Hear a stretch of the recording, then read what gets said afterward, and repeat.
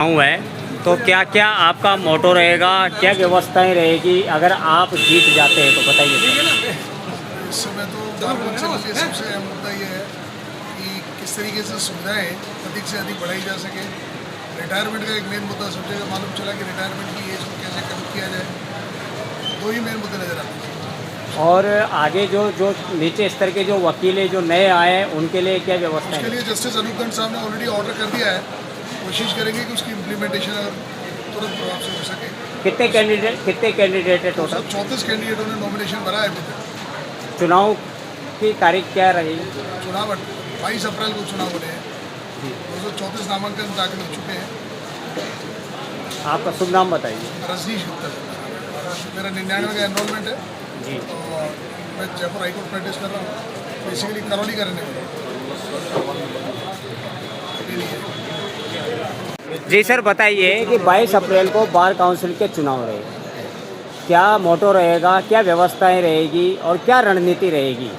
हमें bar council of Rajasthan का पत्र प्राप्त हो चुका है। उस पत्र के क्रम में हमारे द्वारा श्री संजीव कुमार जी जैन एडवोकेट को अतिरिक्त चुनाव अधिकारी नियुक्त किया गया है। इस बार चुनाव की जो प्रक्रिया रहेगी उसमें एक एसडीएम अधिकारी चीफ चुनाव अधिकारी बनकर आएंगे। वही लोग अपने मतपेटी और मतदान लाएंगे। हमारे यहाँ पे सिर्फ हमें उस मतदान को संपूर्ण कराने के लिए एक टीम बनानी है। वो अतिरिक्त चुनाव अधिकारी संजीव कुमार जी जैन के साथ बनेंगे। जी सर, बताइए कि राजस्थान बार काउंसिल के चुनाव है 22 अप्रैल को और आप भी उस चुनाव में हिस्सेदार हो, यानी आप भी चुनाव लड़ रहे हो, तो चुनाव जीतने के बाद में बार काउंसिलिंग का क्या मोटो रहेगा?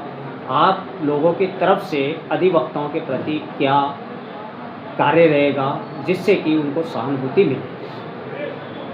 सबसे पहले तो मैं आपका धन्यवाद प्रेषित करता हूँ कि आपने इस मुद्दे को आम जनता को सबको बताने के लिए मुझे अवसर दिया। मेरा ये उद्देश्य है कि यदि बार काउंसिल में मुझे जाने का अवसर मिला तो वकीलों के वेलफेयर के लिए काम करने का प्रयास करेंगे, जिसमें विशेष रूप से जो हमारा वकीलों का वेलफेयर फंड है उसमें उनकी राशि को बढ़ाने का प्रयास करेंगे। इसके अलावा जो रिटायरमेंट के लिए जो अवधि है वो 50 वर्ष की प्रैक्टिस रखी गई है, उसको घटा करके 40 साल और उससे कम लाने का प्रयास करेंगे ताकि वकील को उसके जीवन काल में ये राशि प्राप्त हो सके।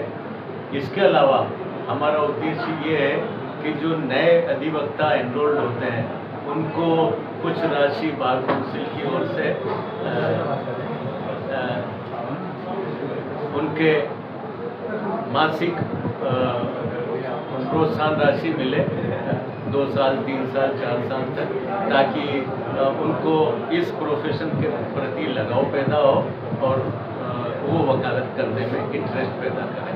सर, कुछ अधिवक्ताओं का ये भी कहना है कि 45 साल की उम्र के बाद उनको वेलफेयर नहीं दिया जाएगा, ऐसी भी कोई बात परिसर में आ रही है, इसको लेकर क्या व्यवस्थाएं रहेगी सर? हाँ, ये बिल्कुल गलत है। हम तो ये चाहते हैं कि 40 साल की प्रैक्टिस हो, और क्योंकि इसका कारण ये है कि सरकार खुद 60 साल की उम्र में, चाहे केंद्र सरकार हो चाहे राज्य सरकार हो, 60 साल की उम्र में तो उनको रिटायरमेंट दे देती है। और वकील जिसको कोई तनख्वाह नहीं मिलती, हम हमारे फंड से पैसा इकट्ठा करते हैं और उसको 80 साल 85 साल तक वो इतना जीवन, अब तो वैसे भी आयु कम हो गई है, तो इसलिए हमारा ये उद्देश्य रहेगा कि 40 साल की प्रैक्टिस होना चाहिए। उसके बाद उसको ये कई बार घटनाएं देखने को मिली है कि अधिवक्ताओं के साथ अभद्रता की जाती है, उनके साथ मारपीट भी की जाती है, और जो अधिवक्ता प्रोटेक्शन एक्ट जो पिछली सरकार द्वारा लागू किया गया था लेकिन आज तक वो परस्पर नहीं है, तो क्या अधिवक्ताओं की सुरक्षा के लिए राजस्थान बार एसोसिएशन को ऐसा कदम उठाएगी जिससे कि अधिवक्ता अपने आप को सुरक्षित महसूस कर सके? बिल्कुल, वर्तमान में वकीलों के प्रोटेक्शन के लिए प्रोटेक्शन एक्ट बनाया जाना, लागू किया जाना अत्यंत आवश्यक है, क्योंकि वकीलों के साथ जो अभद्रता, जो उनके ऊपर हमले, जो दुर्भावनापूर्वक कार्रवाइयाँ की जाती है, उसके लिए वकील और उसके परिवार को प्रोटेक्शन मिलना बहुत आवश्यक है। ये प्रोटेक्शन एक्ट की मांग राजस्थान में जब ज़्यादा ज्वलंत रूप से उठी कि हमारे एक अधिवक्ता साथी के ऊपर हमला किया, उसकी हमले से मृत्यु हुई और मृत्यु होने के बाद भी उन हत्यारों ने उनके सिर को पत्थरों से फेंक के मार के कुचल दिया। उससे राजस्थान के वकील उद्वेलित हुए और इस मांग को उठाया और पूरे राजस्थान में लगभग 1.5-2 महीने तक हड़ताल हुई, जिसका नतीजा ये निकला कि सरकार को झुकना पड़ा और विधानसभा में इस बिल को पेश किया। परंतु हमारा दुर्भाग्य रहा कि उस बिल को और कानून को आज तक लागू नहीं किया गया और वकीलों के ऊपर आज भी उपद्रव हो रहे हैं, हमले हो रहे हैं, पर किसी प्रकार की उनको सुरक्षा नहीं मिल रही। तो हमारा ये उद्देश्य रहेगा कि जल्दी से जल्दी प्रोटेक्शन एक्ट राजस्थान में लागू किया जाए और मेरा तो ऐसा मानना है कि पूरे